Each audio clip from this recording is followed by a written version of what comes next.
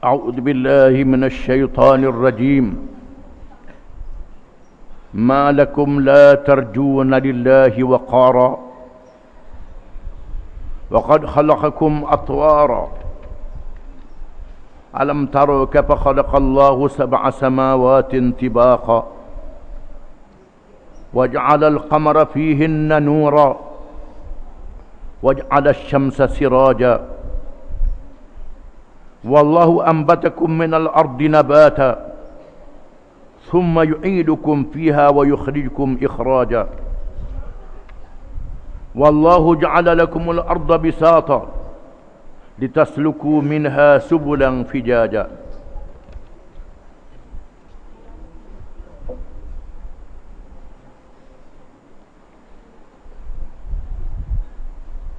Maksudnya, apa sebabnya Nabi Nuh berkata, menyambung ucapan Nabi Nuh alaihi salam kepada kaumnya, apa sebabnya kamu berkeadaan tidak menghargai kebesaran Allah dan kekuasaannya, padahal sesungguhnya Ia telah menciptakan kamu dengan kejadian yang berperingkat-peringkat. Tidakkah kamu mengetahui dan memikirkan bagaimana Allah telah menciptakan 7 petala langit bertingkat-tingkat, dan Ia menjadikan padanya bulan sebagai cahaya, serta menjadikan matahari sebagai lampu yang terang benderang. Dan Allah telah menumbuhkan kamu hidup dari benda-benda yang berasal dari bumi, dengan pertumbuhan yang sungguh-sungguh sempurna. Kemudian Ia mengembalikan kamu ke dalam bumi sesudah mati dan mengeluarkan kamu daripadanya sesudah dihidupkan semula untuk dihisab dan diberi balasan dengan pengeluaran yang sesungguh-sungguhnya. Dan Allah telah menjadikan bumi bagi kamu sebagai hamparan, supaya kamu melalui jalan-jalan yang luas padanya.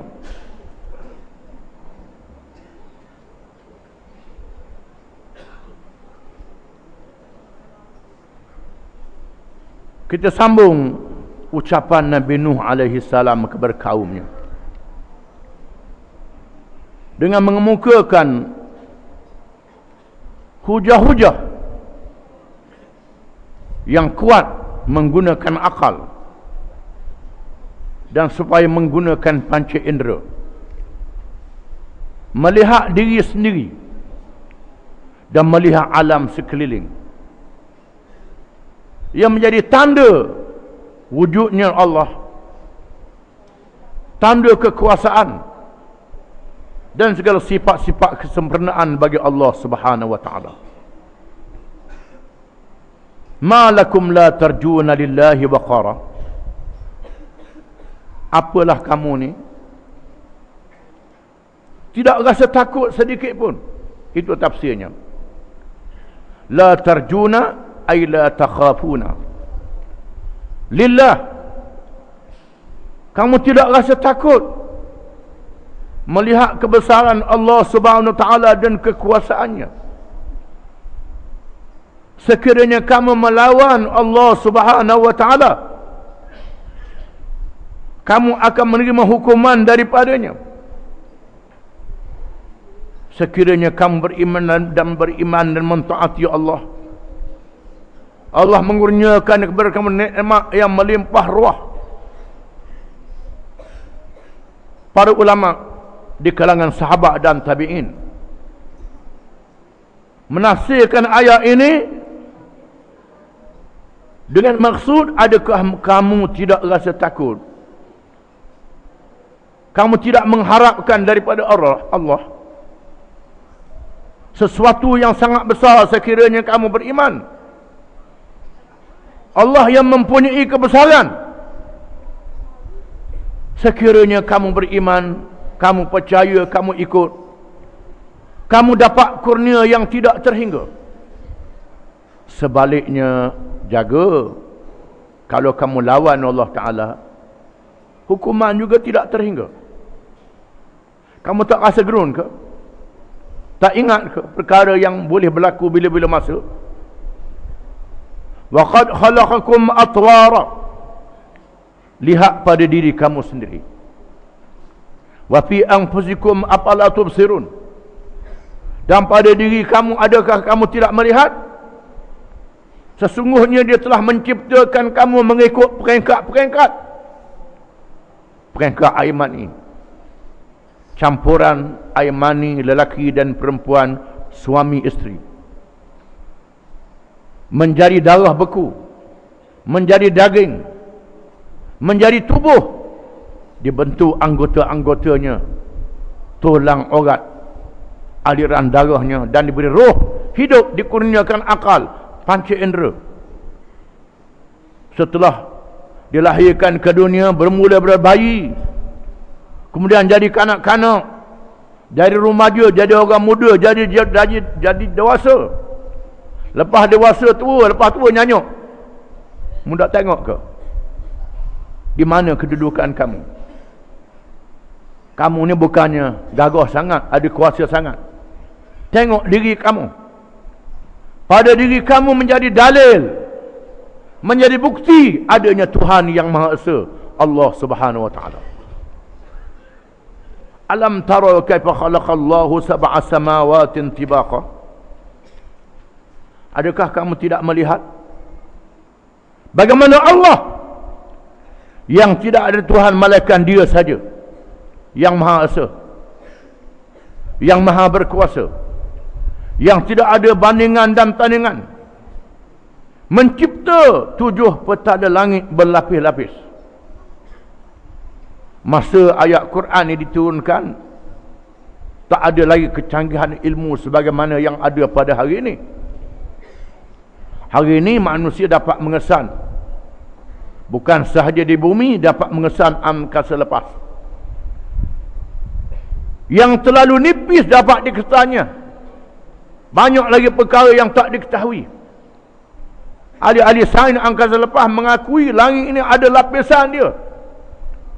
Quran mengatakan 7 lapis langit, 7 petala langit. Banyak kajian-kajian sains angkasa lepas yang dulunya bercanggah dengan Quran, dengan alat-alat moden, betul macam Quran kata. Wasyamsu tajri li mustaqarrin laha. Matahari beredar mengikut tempat yang ditetapkan oleh Allah Ta'ala. Dulu banyak ahli sains mengatakan matahari senyap, tak bergerak langsung. Yang bergeraknya bumi, bintang duduk keliling dia. Hari ini ada alat dapat mengesan matahari juga beredar. Betul sebagaimana Quran kata. Ini menandakan Quran daripada Allah, mukjizat ilmu. Dan menandakan 7 petala langit adalah dalil bagi ketuhanan Allah Subhanahu wa taala. Langit dan segala isinya. Wa ja'alal qamara fihinna nura. Allah Taala melalui Rasul Nuh alaihi salam mengemukakan perkara yang dapat mereka nampak, yang dapat mereka lihat ada atas kepala mereka di langit. Allah menjadikan bulan yang dapat kamu lihat. Bulan yang terletak di langit itu mempunyai cahaya. Ada cahaya. Bukan lampu cahaya. Cahaya yang dapat menjadi isyarat.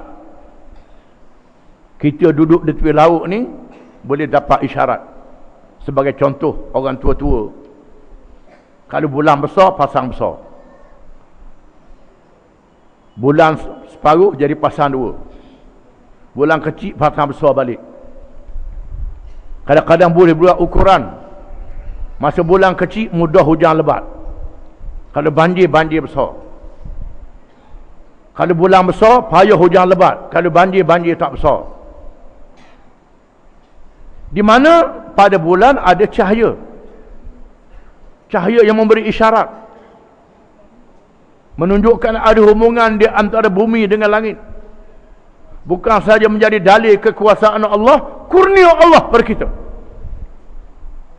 Termasuk bulan yang berubah dari satu masa ke satu masa. Wal qamara qaddarnahu manazilan hatta 'ada kal 'urdunil qadim.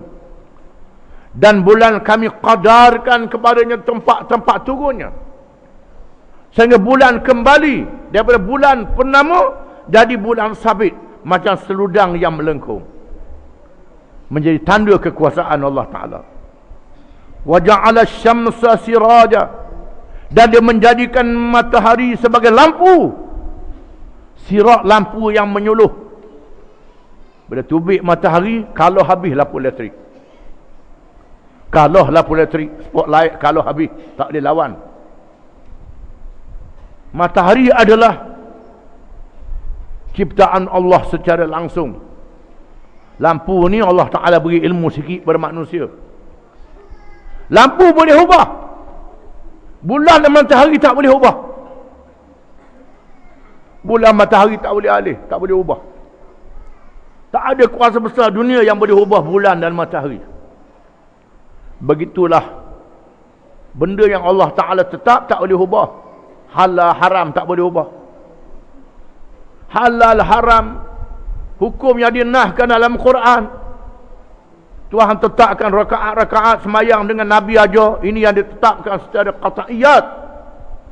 Ini tak boleh diubah, tak boleh pindah. Begitulah contohnya dalil ala ayat yang dapat dilihat, al ayatul manzurah, ayat yang dapat dilihat tak boleh ubah. Al ayatul maqru'ah, ayat-ayat yang dibaca, yang dinah tak boleh ubah. Ini menjadi tanda kekuasaan kebesaran Allah Subhanahu wa Ta'ala. Kalau ubah, kita menyanggah peraturan alam, menyanggah kekuasaan Allah Subhanahu wa Ta'ala. Manusia zaman Nabi Nuh tak siapa lagi nak mikir begitu. Cukuplah masa itu dengan Nabi Nuh kata, Tuhan jadikan matahari sebagai lampu kepada kamu yang terang benderang. Wallahu ambatakum minal ardi nabata. Dan Allah menjadikan pertumbuhan kamu daripada bumi dengan tumbuh-tumbuhan. Ada ulama yang menafsirkan dengan kejadian manusia sendiri. Bermula dengan Nabi Adam AS, dijadikan daripada tanah. Tuhan jadikan Adam daripada tanah dengan kuasa Allah Ta'ala.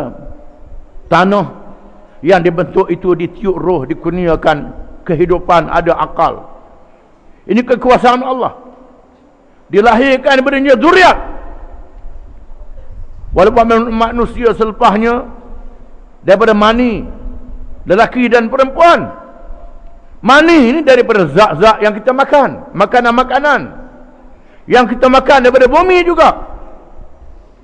Begitulah segala rezeki yang menjadi sumber kemudahan kehidupan kita di atas dunia, Tuhan tumbuhkan di bumi ini. Sama ada pohon kayu yang dapat kita lihat dengan dekat, termasuklah petroleum, gas dan sebagainya. Saintis mengatakan ini daripada bahan-bahan yang ada di laut yang kambuh, yang ditimbus macam-macam bangkai, macam-macam kerang, macam-macam jenis, ditimbus lama-lama jadi gas, jadi petrol, jadi macam-macam. Tuhan jadikan tumbuh-tumbuhan di bumi memberi manfaat kepada manusia.